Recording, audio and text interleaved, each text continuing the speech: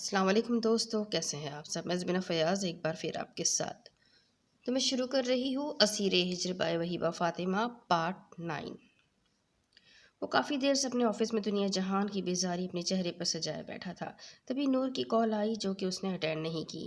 انیل نے اس کے پاسپورٹ کے لیے تمام ڈیٹیلز اور اس کے آئی ڈی کارڈ کی فوٹو کاپی حاصل کر لی تھی۔ اب اسے کسی بہانے خود اس کے ساتھ بنگلہ دیشی ایمبیسی جانا پڑنا تھا۔ وہ تو جانے کو بالکل تیار تھی، مگر انیل ایک جھمیلے میں پھنسا بیٹھا تھا۔ وہ جب سے پاکستان گئی تھی اس کا نمبر آف تھا۔ نمبر تو آف ہونا ہی تھا، مگر اس نے اپنا واٹس ایپ بھی بند کر رکھا تھا۔ انیل کوئی 20 مرتبہ سے اسے واٹس ایپ پر رابطہ کرنے کی کوشش کر رہا تھا، مگر ہر مرتبہ ناکامی کا منہ دیکھنا پڑتا۔ اس نے حویلی کے لینڈ لائن نمبر پر کال کی تو پتہ چلا کہ وہ ابھی سلطان خان زادہ کے ساتھ لاہور میں ہی ہے، بیت السلطان نہیں پہنچی ہے۔ اس کا پارا مزید ہائی ہوا۔ سلطان خان زادہ کو کال ملائی تو انہوں نے صاف بول دیا کہ وہ ان کے پاس نہیں ہے، وہ کسی ضروری کام سے باہر نکلے ہیں، جبکہ پریحا اور دعا زہرا اپنی حویلی میں سیدھا پشاور گئے تھے۔ ایک مرتبہ پھر سے اس نے واٹس ایپ پر کال ملائی، اس بار بھی ناکامی کا منہ دیکھنا پڑا تو انیل طیش میں اٹھا اور اپنا موبائل پوری طاقت سے سامنے دیوار پر دے مارا۔ موبائل جھٹکے سے گر کر چکنا چور ہو گیا تھا۔ اس کا غصہ کسی طور پر کنٹرول نہیں ہو پا رہا تھا۔ سمجھتی کیا ہے اپنے آپ کو؟ وہ یہ سب جان بوجھ کر رہی ہے تو ویرا وارث بیگ مجھے بھی رتی برابر فرق نہیں پڑتا۔ اس نے جلتے کڑتے آفس میں ادھر ادھر چکر لگاتے ہوئے دانت پیس کر سوچا، لیکن آدھے ہی گھنٹے بعد وہ آفس کے لینڈ لائن سے پھر سے اس کا حاصل کیا گیا پاکستان کا نمبر ڈائل کر رہا تھا، جو کہ اگلی کچھ ہی دیر میں بلاک ہو چکا تھا۔ انیل نے حیرت و صدمے سے فون کو گھورا اور ایک مرتبہ پھر وہ لینڈ لائن فون اٹھا کر زمین پر پٹک دیا۔ ہاؤ ڈیئر شی! وہ چلایا۔ اس کا پی اے اندر آیا تو انیل کو ایسی حالت میں دیکھ کر حیرت زدہ ہوا۔ سر، کیا ہوا ہے آپ کو؟ خیریت تو ہے؟ آپ ٹھیک تو ہے نا؟ کیوں؟ مجھے کیا ہونا ہے؟ پاگل کتے نے کاٹا ہے مجھے جو تمہیں خراب دکھائی دے رہا ہوں؟ Get lost from here! وہ اپنے پی اے کو کاٹ کھانے کو دوڑا تو وہ دم دبا کر آفس سے باہر نکل گیا۔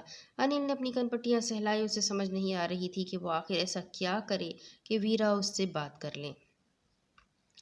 دوسری طرف ارمان اور سکندر دھیمے قدموں سے چلتے شاپنگ مال سے ریسٹورنٹ میں داخل ہوئے تھے۔ آج آپ کا ادھر لاسٹ ڈے ہے بھائی، کل تو آپ کی سرجری ہی ہے۔ ایاز بھی پوری طرح صحت یاب ہو چکا ہے۔ اگر آپ نہ ہوتے تو بیچارے کے لیے بہت مشکل ہو جاتی۔ سچ ہے، آپ اس کے لیے فرشتہ بن کر امریکہ آئے۔ ارمان نے مسکراتے ہوئے کہا تو وہ بھی مسکرا دیا، مگر ریسٹورنٹ میں داخل ہوتے ہوئے ایک مخصوص ٹیبل پر نگاہ پڑتے ہی اس کی مسکراہٹ کہیں غائب ہو گئی۔ ماتھے پر بل نمودار ہو گئے، جبکہ اس نے بے حد ناگواری سے اپنی نگاہ پھیر لی۔ اچھی بےہودہ بے شرم لڑکی تھی جسے نہ اپنی عزت کی پرواہ تھی نہ شرم و حیا کی۔ غفران اس وقت اس شاپنگ مال کے ریسٹورنٹ میں اپنی 2 فرینڈز کے ساتھ ایک ٹیبل پر موجود تھی۔ اس 2 ٹکے کے ویٹر نے شروع دن سے اسے انتہائی فرسٹریٹڈ کر دیا تھا۔ غفران کو اس کی شکل سے بھی نفرت تھی جو وہ اسے ایک نظر دیکھ کر پھیر لیا کرتا تھا۔ آخر اس کی حیثیت ہی کیا تھی جو وہ غفران سلطان خان زادہ کو یہ اگنور کرتا؟ وہ اسے جھکانا چاہتی تھی، اسے ہرانا چاہتی تھی، اس کو اس کی 2 ٹکے کی اوقات یاد دلانا چاہتی تھی۔ تبھی اپنی فرینڈ کو اس کے پیچھے لگایا جنہوں نے اس سے فری ہونے کی کوشش کی، مگر وہ بد دماغ بد مزاج شخص اس قدر خشک اور روکھا تھا کہ اس کی دوست شرمناک ناکامی پر اپنا سا منہ لے کر بیٹھ گئی۔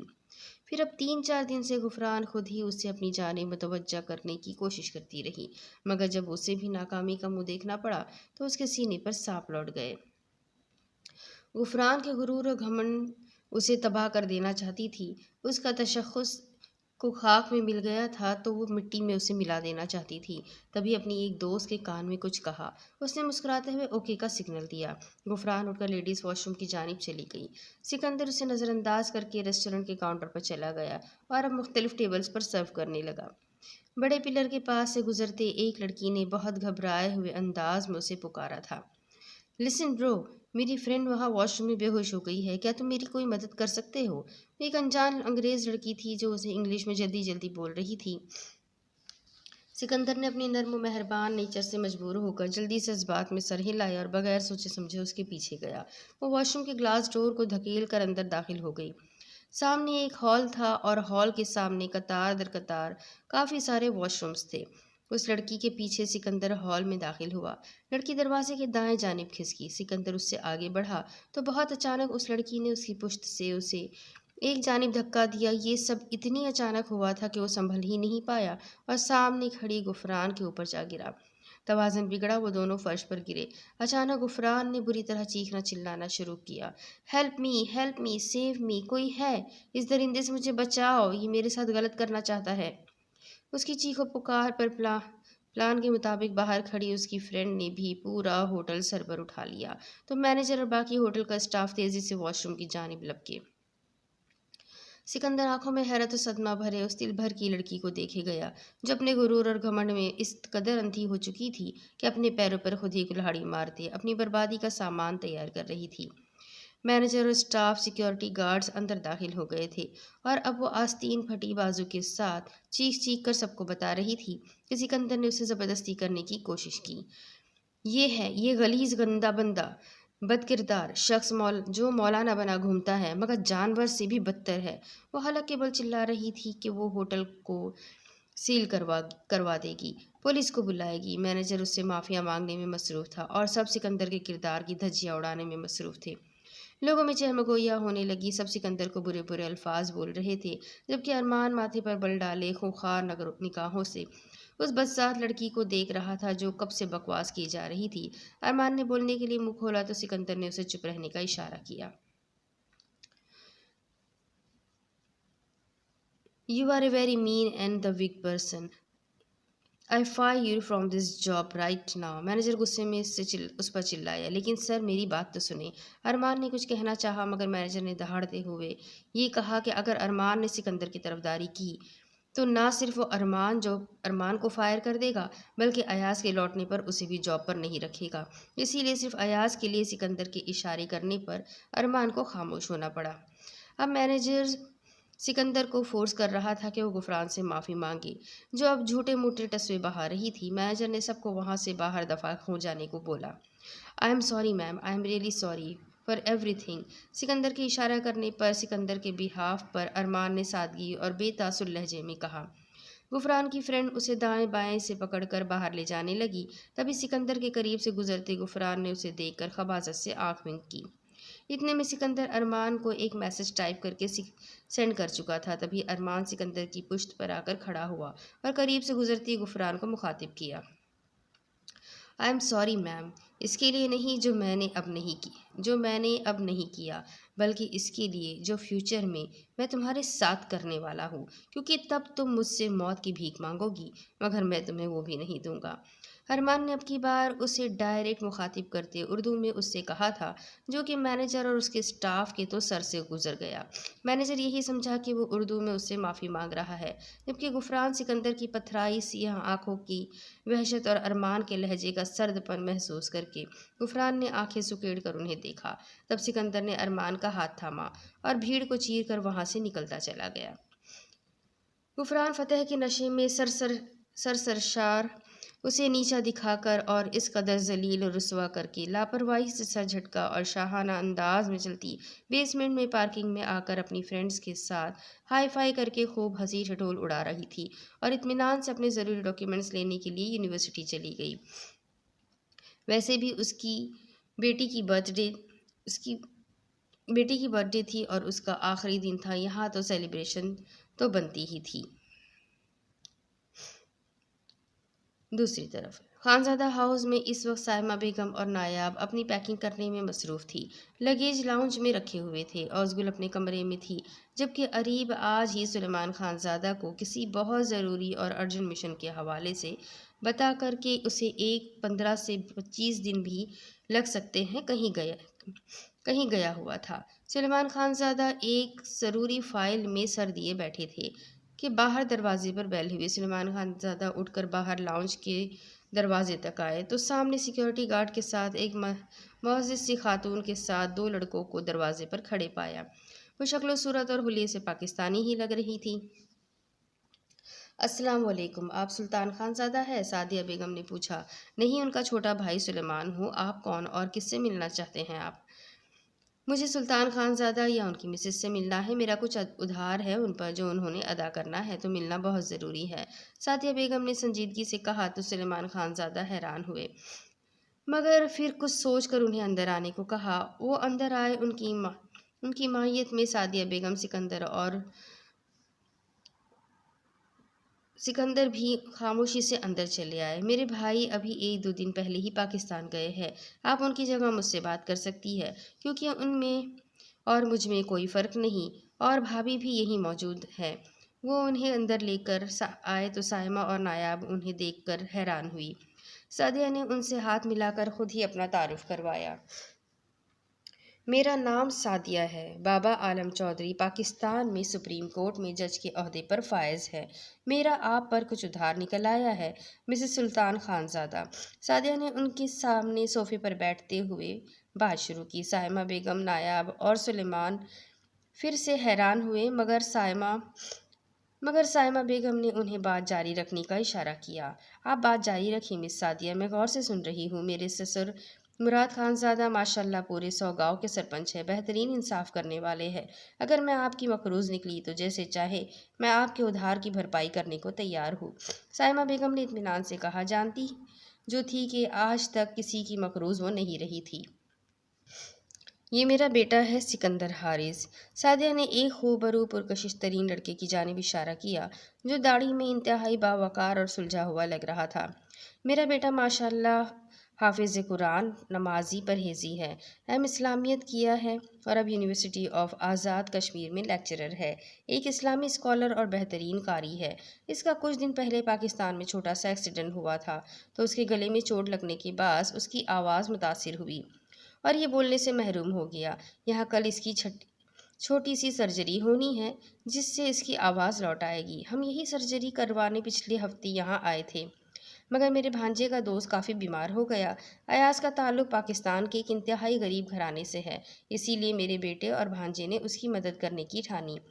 ارمان اور Ayaz Golden Globe shopping job پر تھے، پھر ایاز کی جگہ میرے بیٹے نے مال میں ایک ریسٹورنٹ میں اس کی جگہ لے لی اور جاب پر جانے لگا، جہاں اس کی ملاقات آپ کی صاحبزادی غفران سلطان خانزادہ سے ہوئی۔ سعدیہ بیگم یہاں تک بول کر خاموش ہو گئی۔ سائمہ بیگم کے چہرے کا رنگ بدل گیا۔ سلیمان اور نایاب نے بھی حیران ہو کر سعدیہ کو دیکھا جو اب نرمی سے بات کرتے کرتے اس کے چہرے کے تاثرات غیر معمولی سنجیدہ اور سپاٹ ہو گئے تھے۔ مس سعدیہ، کیا ہوا؟ بتائیں مجھے، کیا کیا میری بیٹی نے؟ سائمہ نے گھبرا کر پوچھا۔ جانتی تھی وہ باغی ہو گئی ہے، ہاتھ سے نکل چکی ہے، مگر کس حد تک گئی ہے وہ یہ بھی جاننا چاہتی تھی۔ مسز سلطان خانزادہ، 5-6 دن سے آپ کی بیٹی میرے بیٹے کو اپنی جانب متوجہ کرنے کی کوشش کر رہی تھی، اور جب ناکام ہوئی تو آج ریسٹورنٹ میں ہی اس نے میرے قاری بیٹے کو سازش کے تحت سب کے سامنے یہ کہہ کر ذلیل و رسوا کیا کہ اس نے آپ کی بیٹی سے بدسلوکی کرنے کی کوشش کی۔ یہ کہتے ہوئے سعدیہ کی آواز رند گئی، جبکہ سکندر جبڑے بھیج کر وحشت زدہ سرخ آنکھیں لیے کھڑا بمشکل خود پر ضبط کر رہا تھا۔ میں آپ لوگوں کو ذلیل نہیں کرنا چاہتی، مگر میرے بیٹے کے ساتھ جو ہوا، جو اس کے ساتھ خرابی ہو سکتی ہے، جو اس کی ساکھ خراب ہو سکتی ہے، جو اس کے نیک کردار کی دھجیاں اڑی ہے، ایک ماں اسے نظر انداز نہیں کر سکتی۔ میں خالی باتیں نہیں کر رہی، اس وقت میرے پاس ہوٹل کی جس واش روم کے ہال میں یہ واقع ہوا اس کی، اور جہاں آپ کی بیٹی اپنے مکروہ عزائم کو پایہ تکمیل پہنچانے پر اپنی دوستوں کے ساتھ کھڑی جشن منا رہی ہے، اس کی ساری فوٹیج موجود ہے۔ میرے بابا کے ایکشن لینے پر ہوٹل مینجمنٹ کو یہ فوٹیج نکلوانی پڑی۔ وہ میرے بیٹے سے معافی مانگ چکے ہیں، آپ لوگ بھی یہ دیکھ لیں، جس کے بعد مجھے آپ لوگوں سے انصاف چاہیے اور کچھ نہیں۔ سعدیہ نے اپنے پرس سے نکلا ایک ٹیبلٹ سائمہ بیگم کے ہاتھ میں تھمایا۔ نایاب اور سلیمان ان کے قریب آئے۔ سلیمان نے شکستگی سے وہ فوٹیج آن کی جہاں غفران پہلے کھڑی تھی، پھر واش روم کی جانب آئی، اپنی دوستوں کے ساتھ مل کر جاتی ہے۔ اگلی فوٹیج دیکھ سائمہ بیگم جیسے پوری طرح بے جان ہو گئی تھی۔ ان کی بیٹی اس شریف انسان کے کردار کی دھجیاں بکھیر رہی تھی اور پھر پارکنگ میں کھڑی اپنی فرینڈز کے ساتھ ہاتھ پر ہاتھ بجا کر خوش ہو رہی تھی۔ یہ دیکھ کر سائمہ بیگم بلک بلک کر رو دی۔ غفران رات 11:30 بجے کے قریب خانزادہ ہاؤس میں داخل ہوئی تھی۔ رات 4 بجے کی فلائٹ تھی، اسی لیے وہ آخری بار خوب پارٹی میں انجوائے کر کے بہترین یادیں بنا کر گھر لوٹی تھی۔ لیکن لاؤنج میں قدم رکھتے ہی حیرت کا جھٹکا لگا کہ سب لاؤنج میں ہی موجود تھے، نہ صرف گھر والے بلکہ ایک خاتون بھی سائمہ بیگم کے ساتھ بیٹھی تھیں۔ ہائے، کیا ہو رہا ہے؟ کوئی خاص بات ہے کیا؟ بلیک ٹراؤزر کے اوپر سلور ٹاپ، بلیک لانگ پیروں تک جیکٹ، کھلے ہائی لائٹ کی بال، بغیر کیس دوپٹہ یا اسکارف کے تکلف کے وہ پوری طرح مغربی رنگ میں رنگی۔ آج پہلی مرتبہ سائمہ بیگم کو تو کیا وہاں بیٹھے ہر فرد کو وہ اجنبی سی لگی۔ بے تحاشا حسن کے باوجود آج اس کی شخصیت میں گرہن لگا دکھائی دیا۔ اس کے حلیے سے عجیب کراہیت سی محسوس ہو رہی تھی۔ ہاں، خاص بات تو ہے۔ یہ میری دوست ہے سعدیہ حارث۔ ہم سب بڑوں نے مل کر فیصلہ کیا ہے کہ واپس جانے سے پہلے آج ابھی اسی وقت ان کے بیٹے سے تمہارا نکاح ہے۔ سائمہ بیگم نے اس کے بالکل سامنے آ کر کہا تو اس نے حیران ہو کر اپنی ماں کو دیکھا۔ اور مجھے کیا پتا کہ ان کا بیٹا کیسا ہے، اس کی لکنگ کیسی ہے، اس کا سٹیٹس کیا ہے۔ میں کسی کو ابھی تک پسند نہیں کرتی، لیکن موم اس کا یہ مطلب تو نہیں کہ مجھے کوئی پسند نہیں آ سکتا۔ غفران نے سعدیہ کے سامنے ہی بدتمیزی سے کہا۔ لو، آ گیا ان کا بیٹا بھی، دیکھ لو اچھی طرح۔ سائمہ نے کہا تو اس نے پیچھے مڑ کر دیکھا۔ سامنے ہی وہ شخص ایک مولوی ٹائپ بندے اور کچھ لوگوں کے ساتھ اندر داخل ہوا تھا۔ غفران نے تمسخر بھری نگاہ اس پر ڈالی۔ اوہو، تو ماماز بوائے اپنی ممی کے پلو کے چھپ کر شکایت لگانے آیا ہے۔ وہ دل ہی دل میں تلملائی، پھر جھٹکے سے سائمہ بیگم کی جانب مڑی۔ مما، یہ گھٹیا بد کردار آدمی یہ ہمارے گھر تک پہنچ گیا۔ مما، یہ جب سے میرے پیچھے پڑا ہوا ہے اور آج تو اس نے مجھے سیڈیوس کرنے کی کوشش کی۔ یہ انتہائی کمینہ، گھٹیا اور جانور قسم کا انسان ہے۔ چٹاخ چٹاخ۔ پھر در پہ پڑنے والے زناٹے دار دو تھپڑوں نے غفران کا جبڑا تک ہلا دیا تھا۔ سائمہ بیگم پھوٹ پھوٹ کر روتی، جبکہ وہ منہ پر ہاتھ رکھے بے یقینی سے انہیں دیکھے گئی۔ یہ سب کچھ جو تم اسے کہہ رہی ہو، دراصل تم اپنا کردار پیش کر رہی ہو غفران۔ سائمہ کے بیگم حلق کے بل چلائی۔ تو مجھے تم سے کوئی بحث نہیں کرنی، آج کے بعد تمہاری شکل بھی نہیں دیکھنی، لیکن اگر چاہتی ہو کہ میں تمہیں اپنا دودھ بخش دوں تو چپ چاپ یہ نکاح کر لو۔ سائمہ بیگم پھر سے گھررائی تو اب کی بار سچ میں غفران کے پیروں تلے سے زمین سرکی تھی۔ سب فی الحال خاموش تماشائی بنے بیٹھے تھے۔ سعدیہ اس لڑکی کی اس قدر ہٹ دھرمی اور ڈھٹائی پر لب بھیجے بیٹھی زمین کو گھور رہی تھی۔ انہیں سکندر کی یہ فرمائش اور تقاضا اب عجیب لگا اور اب اس کا حلیہ اور زبان ملاحظہ کر کے بے سکون کر گیا۔ مگر کوئی نہیں جانتا تھا سکندر حارث بیگ کے دماغ میں آخر چل کیا رہا تھا۔ وہ مولوی صاحب کو ایک طرف بٹھا کر اب اطمینان سے اپنی پینٹ کی پاکٹس میں ہاتھ ڈالے کھڑا تھا۔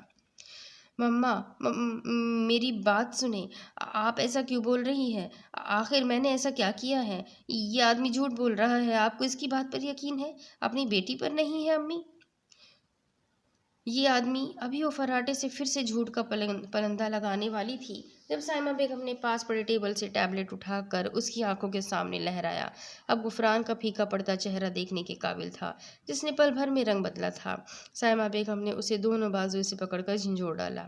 میں پوچھتی ہوں، میں نے اتنی نیچی اور گھٹیا تربیت کی ہے تمہاری کہ تم اس نیک اور شریف بچے کو نیچا دکھانے کے چکر میں خود پاتال کی گہرائیوں میں جا گری؟ تف ہے تم پر غفران، مجھے شرمندگی ہے کہ تم میری بیٹی ہو۔ مجھے تو چلو بھر پانی میں ڈوب کر مر جانا چاہیے کہ تم نے آج میرا سر جھکا دیا، مجھے کسی کو منہ دکھانے کے قابل نہیں چھوڑا۔ سائمہ بیگم بلک بلک کر رونے لگی۔ غفران تڑپ گئی۔ وہ ابھی تک چاہے جتنی ماڈرن یا باغی ہو جاتی، لاکھ مغربی بن جاتی، مگر ماں کی منہ ایسی چیز ہے جو بچے کو اندر تک ہلا دیتی ہے۔ وہ ماں جن کی آج تک نم نگاہیں بھی نہیں دیکھی تھی، آج وہ اس کی وجہ سے بلک بلک کر رو رہی تھی۔ میں شرمندہ ہوں مما، میں نے بہت غلط کیا، مجھے معاف کر دے۔ میں ان لوگوں سے بھی معافی مانگ لیتی ہوں مما، غفران نے بے قراری سے کہتے سائمہ بیگم کے بازو تھامے تھے۔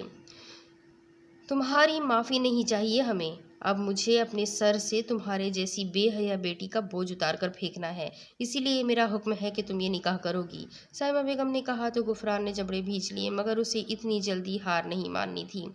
مما، یہ کیا کہہ رہی ہے آپ؟ ایسا کیسے کر سکتی ہے آپ میرے ساتھ؟ آپ کو سمجھ نہیں آ رہا یہ شخص صرف بدلہ لینے کے لیے مجھ سے نکاح کرنا چاہتا ہے، شاید کسی طرح مجھے سیڈیوس کرنا چاہتا ہے۔ آپ کو اتنی سی بات سمجھ میں نہیں آ رہی کیا؟ غفران نے نم لہجے میں کہا۔ ماں کے آنسوؤں نے اسے صحیح معنوں میں ہلا کر رکھ دیا تھا۔ سوچا نہیں تھا ایک چھوٹی سی بے وقوفی اور انتقامی کارروائی جان کا وبال بن جائے گی، جبکہ اس نے قہربار نگاہ اس آدمی پر ڈالی جو شاید اب اس ساری صورتحال سے हंस उठा रहा था। उसके इत्मीनान से गुफरान को तो कम अज़ कम यही लगा। नहीं, वो तुम्हारे जैसा हरगिज़ नहीं है गुफरान सुल्तान खानज़ादा। वो एक बाकिरदार, शरीफ और नेक इंसान है, जिसका दामन आज तुमने अपनी नाम निहाद अना और घमंड की भेंट चढ़ाते हुए उसका दामन दागदार कर दिया। हाँ, ये तुमसे बदला लेना चाहता है, मगर तुम्हारी तर्ज का नहीं। तुम्हारी सबसे बड़ी सज़ा ही यही है कि वो तुम्हें ये बेइज्जती और रुसवाई के बदले इज्जत और एहतराम देगा, और बदले में तुम उस शख्स के सामने कभी सर नहीं उठा पाओगी। साइमा बेगम गुस्से में रोते हुए बोलती चली गई। गुफरान के कान साए साए करने लगे थे। मम्मा प्लीज़ समझने की कोशिश करें, मम्मा प्लीज़ प्लीज़ मुझे माफ़ कर दे, लेकिन मेरे साथ ऐसे तो मत करे। अपने लाइफ पार्टनर को लेकर मेरे जहन में भी कोई आइडियल होगा, मैं, और वो बिल्कुल तुम्हारे जैसा होगा, जैसे तुम खुद को पूरी तरह अपने कवायद ज़वाब्त भूल कर मगरबी रंग में रंग चुकी हो। लेकिन हमें तुम्हारे लिए यही रिश्ता दिलो जान से कबूल है कि तुम्हें सीधे रास्ते पर चलाने के मामले में हम लोग जो संगीन कोताही कर बैठे, उसे यही सुधार सकता है। साइमा बेगम ने उसकी बात बीच में उचक ली। जल्दी फैसला करो गुफरान, मुझे हाँ या ना में जवाब चाहिए। इनकार किया तो समझ लेना माँ मर गई, हाँ की तो शायद कभी तुम्हें माफ़ कर पाऊँ। काफ़ी रात हो चुकी है, हमारी भी फ्लाइट है, उन लोगों को भी और काम होंगे। अब जवाब दो। साइमा बेगम ने दांत पीसकर कहा। गुफरान की ज़बान तालू से चिपक गई। बेबसी से सुलेमान की जानिब देखा, जो नफरत से उसकी जानिब से रुख फेर गए थे कि आज उसने खानजादों की इज्जत को बहुत बड़ा धचका लगा दिया था। मम्मा प्लीज़, ठीक है सादिया, आप लोग जाए, मैं हाथ जोड़कर माफ़ी मांगती हूँ आपसे। साइमा बेगम ने गुफरान की जानिब से रुख फेरा और सिसकते हुए सादिया के सामने अपने हाथ जोड़े, जो कि गुफरान ने उनके सामने आकर तेज़ी से थामे। मम्मा, मुझे आपका फ़ैसला मंजूर है, उसने सर्द सपाट लहजे में कहा। साइमा ने हौक खड़ी औज़गुल को इशारा किया तो अपने कमरे से अपनी शॉल ले आई।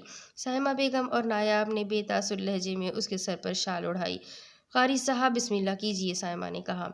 सिकंदर खामोशी से सादिया के पास बैठ गया।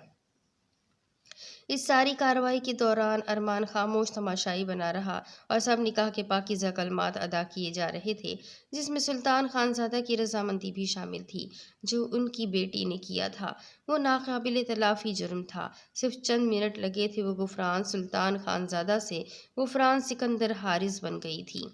निकाह के बाद उसने एक शररबार निगाह अब सामने बैठे शख्स पर डाली, जब इत्मीनान से सबसे निकाह की मुबारक वसूल कर रहा था। इस निकाह को तुम्हारी ज़िंदगी का सबसे बड़ा अजाब न बना दिया तो मेरा नाम भी गुफरान सुल्तान खानज़ादा नहीं। उसने दिल ही दिल में उसे मुखातिब किया, जो कि शायद उसे महसूस हुआ था। तभी सिकंदर ने एक इंतहाई सर्द, रगों में खून मुंजमद कर देने वाली निगाह उस पर डाली तो गुफरान ने जल्दी से घबरा कर निगाहें फेर ली। बाद में क्या हुआ? साइमा बेगम ने सादिया को क्या कहा? सादिया ने इन सब से क्या कहा था? उसे कुछ सुनाई नहीं दे रहा था, बस सबके होंठ हिलते दिखाई दे रहे थे। सादिया आगे बढ़ी और अपने हाथ से कंगन उतार कर गुफरान की गोद में रख दिया। उसके सर पर हाथ रखा और वो लोग वहां से निकल गए। गुफरान, जो तब से पत्थर बनी हुई थी, अब सही मानों में सीने में उबाल उठा। वो भाग कर उठी और अपने कमरे में बंद हो गई। वो आज शाम ड्यूटी से कुछ लेट घर लौटा था।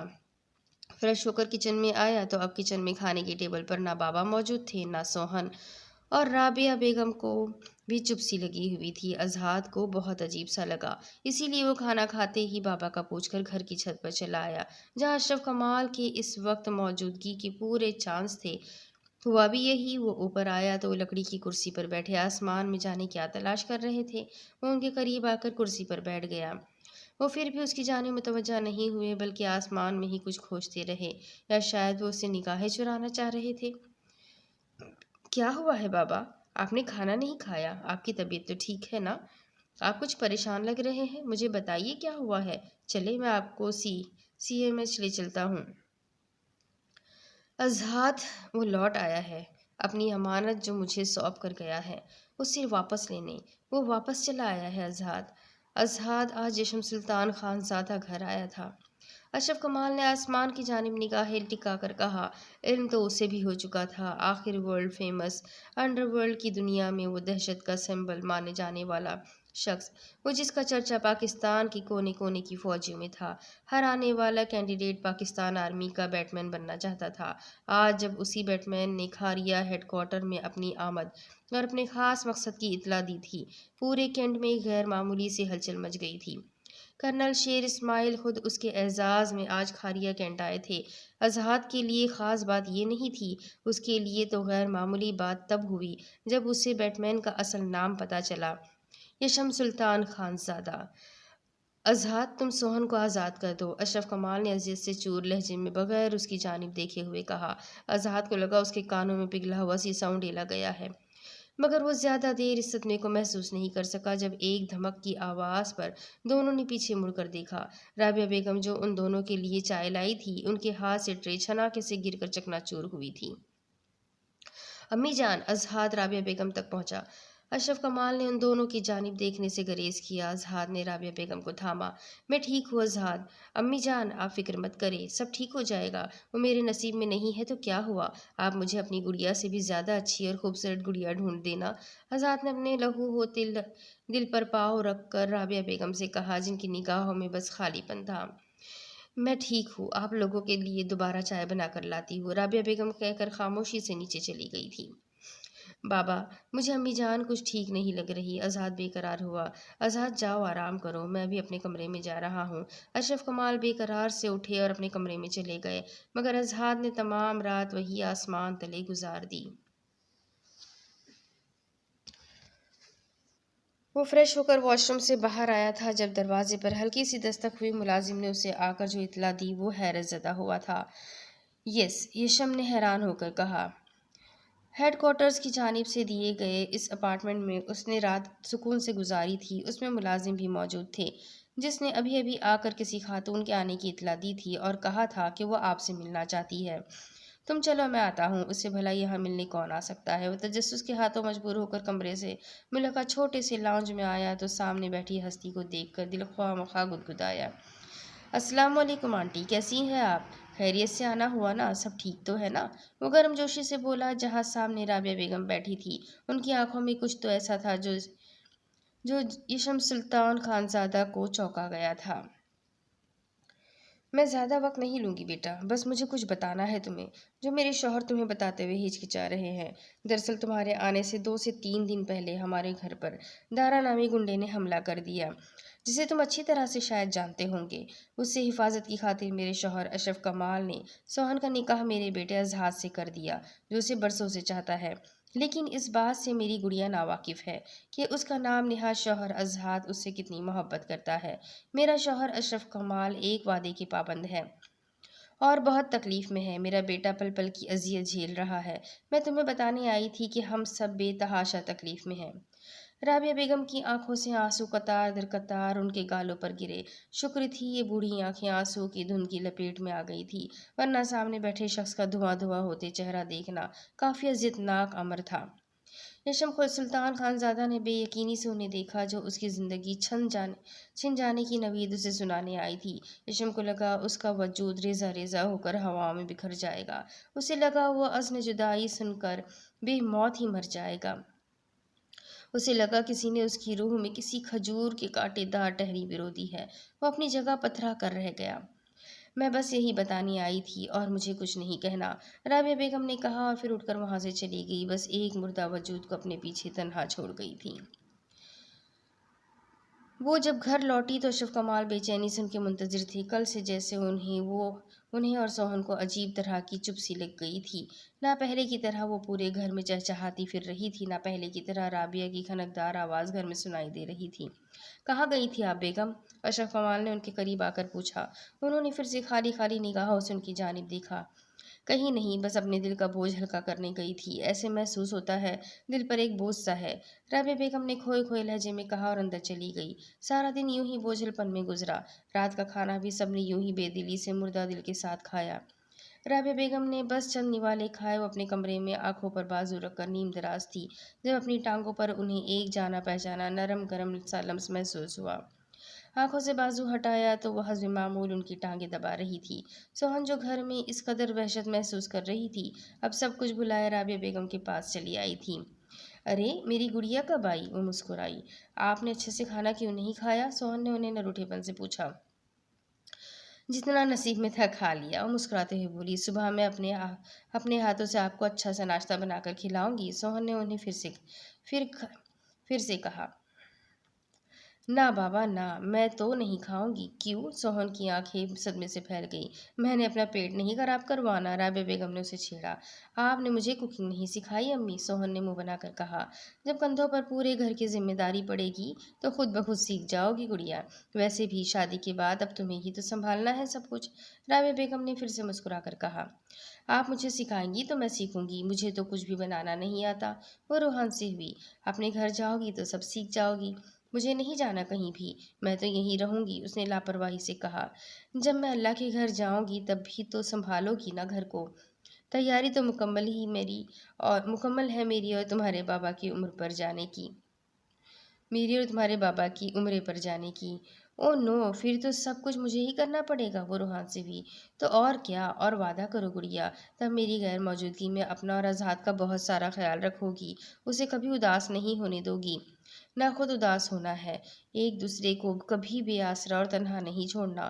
وہ میرے بغیر بہت اداس ہو جاتا ہے، بہت غمگین اور مایوس، تو اس کا بہت بہت خیال رکھنا اور میری کمی محسوس مت ہونے دینا۔ وعدہ کرو۔ میں وعدہ کرتی ہوں امی جان۔ اور آپ تو ایسے کہہ رہی ہیں جیسے اللہ نہ کرے آپ ہمیشہ کے لیے ادھر سعودی عرب میں ہی رہ جائے گی۔ ہاں تو میرا بھائی ہے وہاں پر، کیا پتا ادھر ہی رہ جاؤ، رابعہ بیگم نے شرارت بھرے انداز میں کہا۔ خبردار، سوچنا بھی مت، مجھے زیادہ ضرورت ہے آپ کی۔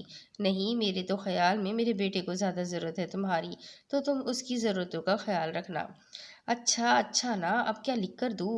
اور ویسے بھی ازہاد کون سا مٹی کھاتے ہیں جو مجھے ان کے پیچھے پیچھے بھاگنا پڑے گا، اس نے منہ بنا کر کہا تو وہ کھلکھلا کر ہنس دی۔ بالکل جھلی ہے میری گڑیا، انہوں نے اس کے بازو پر بہت پیار سے اس کے بازو پر پیار رسید کی۔ تبھی اشرف کمال وہاں چلے آئے، انہوں نے بھی اپنے آپ کو قدرے سنبھال ہی لیا تھا، تبھی خوشگواریت سے بولے۔ بڑے راز و نیاز ہو رہے ہیں ماں بیٹی میں؟ ہاں، میں اپنی گڑیا کو سمجھا رہی تھی کہ جب ہم اللہ کے گھر عمرے پر جائیں گے تو وہ اپنا اور اس گھر کا خیال رکھے۔ رابعہ بیگم نے اس کا منہ چوما، بلکہ آج انہوں نے بازو سے ہاتھ تھام کر اسے اپنے پہلو میں لٹا لیا۔ وہ تینوں دیر تک ڈھیر ساری باتیں کرتے رہے۔ اتنے دنوں کے بعد ایسا سکون میسر آیا کہ سوہن جلد ہی باتوں کے دوران ہی گہری نیند میں اتر گئی تھی۔ اشرف کمال بھی جا کر سامنے پڑے پلنگ پر لیٹ گئے۔ یہ گہری رات بہت بہت بوجھ تھی، عجیب سی خاموشی مگر گہری۔ اگلی صبح اشرف کمال فجر کی نماز کے لیے اٹھے تو انہوں نے رابعہ بیگم اور سوہن کو جگانا چاہا، مگر انہیں جلد ہی محسوس ہوا کہ ایک زندگی سوکھی ریت کی طرح ہاتھ کی مٹھی سے پھسل گئی ہے۔ رابعہ بیگم رات کے جانے کون سے پہر تمام دنیاوی دکھوں، غموں اور پریشانیوں سے آزاد ہو کر اپنے خالق حقیقی سے جا ملی تھی۔ انہوں نے جان بوجھ کر سوہن کو محسوس نہیں ہونے دیا اور اسے اس کے کمرے میں جا کر نماز ادا کرنے کے لیے کہا، مگر ازہاد کے پاس جا کر اسے ضرور بلا کر لائے تھے۔ ازہاد نے سی ایم ایچ ایمرجنسی میں سے ایک ڈاکٹر کو فون کر کے فوری گھر بلایا۔ وہ گھر آئے تو انہوں نے بتایا کہ تقریباً تہجد کے وقت میجر ہارٹ اٹیک سے رابعہ بیگم کی موت واقع ہو چکی ہے۔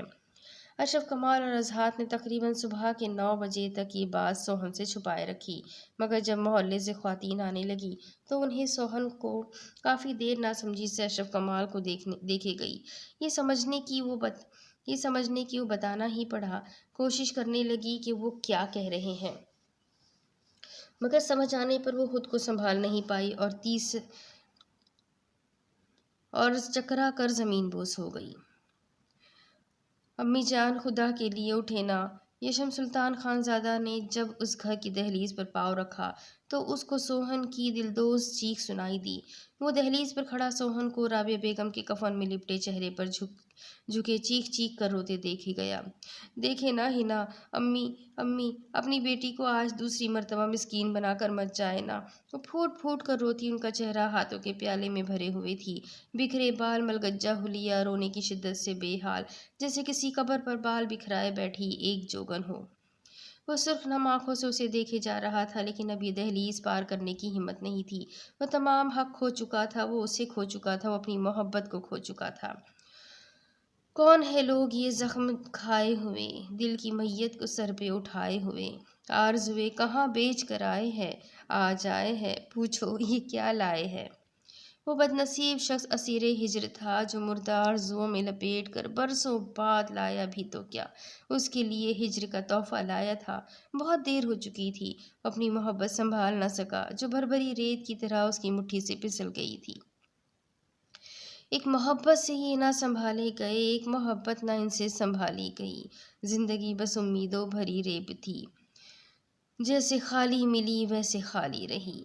کیا ملا ہے محبت کے بازار سے، آج پھرتے ہو دل کے نقد ہار کے، دل کو نقد ہار کے۔ یہ محبت ہی دشمن کی ایک چال ہے، عشق تو لال ہے، عشق تو لال ہے، دل کی رگ رگ سے ٹپکا ہوا ہے لہو۔ خلیل الرحمن قمر۔ جنازے کا وقت ہو چکا ہے، اشرف کمال اور محلے کے معزز افراد جنازے کو اٹھانے آگے بڑھے، تبھی وہ پھر سے بے قابو ہوئی۔ نہیں بابا، میری امی کو مت لے کر جائیں نا، ہنا امی کو بھی لے گئے ہیں، ہنا امی کو بھی لے گئے تھے، وہ لوٹ کر نہیں آئی، اب میں انہیں نہیں جانے دوں گی، نہیں بابا نہیں۔ وہ میت کی چارپائی کے پاس سے لپٹ گئی، وہ جو ایک کونے میں کھڑا خود پر ضبط کرتا کب سے اس کے بین آہیں اور سسکیاں سن رہا تھا، اب آنسو بہاتا آگے بڑھا اور اسے پشت سے دونوں بازو سے تھامنے کی کوشش کی۔ سوہن مت کرو، انہیں تکلیف ہو رہی ہے، انہیں جانا ہے، جانے دو، صبر سے رخصت کرو۔ آزاد نے اسے اپنے سینے میں بھیجا، کشم آگے بڑھا اور ان کے جنازے کو کندھا دیا۔ نہیں آزاد، چھوڑے مجھے، امی جان رک جائے نا، وہ پھر سے چیخی۔ وہ قداور آئینے کے سامنے نیلے زرتار پیروں تک کے گاؤن میں پور سجی آئینے میں بغور اپنا سنہری روپ دیکھ رہی تھی۔ وہ اس وقت کہاں تھی نہیں جانتی تھی، اب اسے اس چیز سے کوئی غرض بھی نہیں تھی کہ وہ کہاں اور کیوں ہے۔ ریشم نے اسے بیچ کراس سے اپنی جان چھڑائی، ریشم نے اسے بیچ کر اس سے اپنی جان چھڑائی تھی، تو اب وہ کہیں بھی ہوتی، اس چیز سے کسی کو کوئی فرق نہیں پڑنا چاہیے تھا۔ ہاں، اس کی زندگی ضرور آج ایک الگ ہی نیا رخ اختیار کر گئی تھی۔ وہ کوٹھے پر پہلے بھی کئی مرتبہ کئی فنکشنز کے لیے تیار ہوئی تھی، مگر اس پر کبھی ایسا ابسراؤ سا روپ نہیں آیا تھا۔ وہ خود کو آئینے میں دیکھ کر حیران تھی، بڑی بڑی غزالی آنکھوں میں حیرت الکولے لے رہی تھی۔ آج اسے یہاں آئے تقریباً 1 ماہ کے قریب ہو گیا تھا، پر اس شخص نے اسے ہاتھ تو کیا 1 انگلی تک نہ لگائی تھی۔ وہ اب تک اسے سمجھ نہیں پائی تھی کہ وہ آخر اسے یہاں خرید کر لایا تھا تو اب تک اپنی چاہت پوری کیوں نہیں کر رہا تھا، اور پھر آج یہ سب کیوں کیا ہے۔ وہ گہری سوچوں کے سمندر میں غوطہ زن تھی۔ کیچیو، وہ جن کی طرح اچانک آئینے میں اس کے عکس کے پیچھے نمودار ہوا اور اس کے پہلو میں گدگدی کی۔ وہ جو اپنے ہی دھیان میں کھڑی تھی، اسے چیخ سی مار کر پیچھے مڑی تو لڑکھڑا کر ڈریسنگ کے اوپر گرتے گرتے بچی، میک اپ کی چیزیں چھناکے سے زمین بوس ہوئی اور اس کے کمر شیشے سے ٹکرائی۔ وہ گہرے گہرے سانس بھرنے لگی، جبکہ سامنے والا گہری مسکراہٹ لیے اس کے اس طرح خوفزدہ ہونے سے کافی محفوظ ہو رہا تھا۔ وہ خوفزدہ دکھائی دی۔ سکندر نے اس کے کندھے پر ہاتھ رکھا۔ تم مجھ سے اتنا ڈرتی کیوں ہو ہنی؟ حالانکہ اب تک یہ خوف، یہ جھجک بالکل دور ہو جانی چاہیے تھی۔ سکندر حارث بیگ نے اس کا قیامت خیز نازک کندن سا سراپا اپنی نگاہوں کی حصار میں جکڑتے ہوئے کہا، آپ نے ایسا کیوں کیا؟ وہ اپنی منتشر ہوئی سانس سنبھالتی بمشکل ہی بول پائی، ویسے بھی وہ اتنا دھیما بولتی تھی جیسے خود سے ہی مخاطب ہو۔ سکندر کو اسے سمجھنے جو بغور اسے سننا پڑتا تھا۔ واٹ؟ اب میں نے کیا کیا؟ سکندر کی خوبصورت آنکھوں میں حیرت در آئی۔ وہ سفید کلف زدہ شلوار قمیض کے اوپر براؤن ویسٹ کوٹ میں انتہا کا وجیح لگ رہا تھا۔ دراز قد پر، کشادہ پیشانی پر بکھرے بالوں مسکراتے ہوئے اور بھی دلکش لگتا تھا۔ آپ نے مجھ سے نکاح کیوں کیا؟ ثنایا کو سمجھ نہ آیا اس پتھر سے کیسے سر پھوڑے جس نے پہلی ملاقات میں اسے ایک خونخوار بھیڑیے کی طرح نوچ کھایا تھا۔ اس اندوہناک واقعے کے بعد پھر وہ صحت یاب ہونے کے بعد کوٹھے میں نظر بند ہو کر رہ گئی تھی، تو ایک دن اچانک وہاں سے ہوش کھویا اور ہوش سنبھالنے کے بعد خود کو یہاں اس کی قید میں پایا۔ مگر جب سے وہ دوبارہ اس کے پاس آئی تھی، اس کا ایک الگ ہی روپ دیکھا تھا، جیسے یا وہ یہ نہیں تھا یا پھر سامنے کھڑا شخص وہ نہیں تھا۔ حیرت ہے ہنی مجھے اس بات پر کہ تم ابھی تک سمجھ نہیں پائی کہ میں نے تم پر ہمیشہ ہمیشہ کے لیے دسترس کیوں اختیار کی ہے، کیوں تمہیں تن من دھن سے اپنایا ہے۔ وہ اس کے بے حد قریب آتے اس کی آنکھوں میں جھانکا تو وہ بے اختیار آنکھیں جھکا گئی۔ سکندر نے نروٹے پن سے اس کو نگاہیں چراتے دیکھا تو بے اختیار انگشت شہادت سے اس کی تھوڑی اوپر کی۔ نو نو ہنی میری جان، آج میری آنکھوں میں ڈوب کر اس گہری جھیل میں اپنے سوال کا من پسند جواب خود ڈھونڈ کر لاؤ کہ میں نے تم سے یہ نکاح کیوں کیا ہے۔ سکندر کا مخمور لہجہ بہکا ہوا سا تھا۔ وہ بے اختیار اس کے چہرے پر اپنے شدت بھرے لمس چھوڑنے لگا جس سے اس کی باہوں میں موجود کمزور سا وجود خوف سے تھر تھر کانپنے لگا۔ اس کا یہ خوف محسوس کر کے وہ نامحسوس طریقے سے اس سے چند انچ کا فاصلہ بنا گیا۔ مجھ سے خوف زدہ ہونے کی اب بھی کوئی ضرورت نہیں سنی ڈارلنگ، جب تک تمہاری آنکھوں سے یہ خوف دور ہو کر ان میں میری قربت کے بعد شرم و حیا کی لالی نہ چھلکے تب تک تمہارا یہ نامراد شوہر تمہارے لیے اتنا ہی بے ضرر ہے جتنا کہ اس نکاح سے پہلے۔ وہ سنجیدگی سے کہتے آخر میں لب دباتے پٹری سے اتر گیا اور اس کے ماتھے پر ایک شدت بھرا لمس چھوڑا۔ اس دوران اس کے ہاتھوں کی گستاخیاں جاری رہی۔ وہ اب تک اس کے وجود سے تمام جویلری جدا کر چکا تھا اور اس کے ہاتھوں کی پرحدت تپش سے وہ بے تحاشا گھبرا رہی تھی۔ مجھے چینج کرنا ہے۔ کچھ نہ کرنے کے باوجود آج پورا دن اس آدمی نے اس کی نازک جان اس بھاری بھرکم لباس میں اپنی آنکھوں سے ہی ہلکان کیے رکھی۔ اب بھی وہ بس اس کی جانب دیکھے جا رہا تھا جب وہ گھبرا کر بولی کہ نکاح کا تو آج سحپہر کو ہی ہو چکا تھا جبکہ اب رات کے 11 بج چکے تھے۔ ایسا کرو میری جان، وہ اسے بہت اچانک اٹھا کر اپنی باہوں میں بھر گیا۔ آج میری باہوں میں یہی روپ لیے سو جاؤ۔ ہاتھ نہیں لگاؤں گا مگر تمہیں اسی روپ میں میرے پہلو میں سونا ہے آج، وہ کہتا اسے بیڈ پر لٹا کر ساتھ خود بھی اپنی ویسٹ کوٹ اتار کر سفید شلوار قمیض میں اس کے قریب نیم دراز ہوا تو وہ نازک جان حلق میں اٹک گئی کہ آج سے پہلے کبھی وہ کمرے میں اس کے بیڈ پر نہیں سویا تھا۔ مگر آپ نے تو کہا تھا۔ وہ ماہی بے آب کی طرح مچلتی اس سے فاصلہ بنانے کی تگ و دو کرنے لگی۔ سکندر حارث بیگ کے ماتھے پر بل آئے۔ ثنایا اسٹاپ اٹ، وہ ذرا سخت لہجے میں بلند آواز میں چلایا تو ثنایا وہیں سانس تک روکے گئی۔ اب اس کی آنکھوں سے بے آواز آنسو بہہ رہے تھے مگر وہ سانس نہیں لے پا رہی تھی۔ او گاڈ ہنی میری جان سانس لو، وہ اس کے اس قدر خوف سے بری طرح جھنجھلایا اور اپنے سینے سے لگا کر اس کی پشت رب کی۔ وہ کسی طرح خود کو سنبھال نہیں پا رہی تھی۔ اوکے فائن، جا رہا ہوں میں یہاں سے، تم اپنی حالت درست کرو۔ Now for God sake take a breath, وہ بے تاثر لہجے میں کہتا بیڈ سے اترا اور اس سے نگاہیں چرائے اپنی ویسٹ کوٹ اٹھا کر ایک جھٹکے سے کمرے سے باہر نکل گیا۔ ثنایا نے اپنا بدن ڈھیلا چھوڑا اور تکیے پر سر گرا کر پھوٹ پھوٹ کر رو دی۔ وہ جانتی تھی اس شخص نے اس سے اپنا نام دے کر اسے زمانے کے سامنے معتبر کر دیا ہے مگر پھر بھی وہ خود کو اس کی قربت کے لیے بالکل بھی آمادہ نہیں پاتی تھی۔ دوسری طرف بیت السلطان میں آج غیر معمولی ہلچل سی تھی۔ گاؤں کی خواتین بیت السلطان کے زنان خانے میں موجود تھی اور گاؤں کے کافی مرد مردان خانے میں موجود تھے۔ دیگے کی دیگیں پکائی جا رہی تھی۔ مراد خان زادہ کی اولادیں برسوں بعد آج اپنی حویلی واپس لوٹ رہی تھی۔ ایک رونق سی تھی اور حویلی میں ان سے ملنے آنے والوں کی بھیڑ سی لگی ہوئی تھی۔ سائمہ، سلطان، سلیمان، نایاب، اوزگل اور ویرا کی گاڑیاں حویلی کے ڈرائیو وے پر آ رکی تھی۔ غفران ناراضگی جتاتی ہوئی واپس تو آئی مگر دعا زہرا اور پریحا کے پاس پشاور جا چکی تھی۔ ان لوگوں کی گاڑیاں آ رکی تو پردے کا خاص اہتمام کیا گیا۔ سلیمان اور سلطان مردان خانے کی جانب بڑھ گئے جبکہ وہ چاروں زنان خانے کی جانب بڑھ گئی۔ برسوں بعد یہاں قدم رکھ کر ان کی آنکھوں میں نمی تھی۔ زنان خانے کے ہال میں قدم رکھتے ہی جیسے سب کو صاف سونگ گیا تھا۔ سائمہ، نایاب اور اوزگل کو اپنے اسی سوبر اور مشرقی حلیے میں تھی جبکہ ویرا کو دیکھ کر بی جان دم بخود رہ گئی تھی۔ نایاب اور سائمہ آگے بڑھی اور بی جان کے سینے سے لگ گئی۔ بوڑھی آنکھوں میں طویل انتظار کے بعد اب اپنے بچوں کو اپنے سامنے پا کر عجیب سی چمک در آئی تھی۔ پھر آگے ہو کر اوزگل ان کے سینے سے لگی جسے انہوں نے چٹا چٹ پیار کر ڈالا مگر جوں ہی ویرا آگے بڑھی تو انہوں نے ہاتھ کے اشارے سے اسے روک دیا۔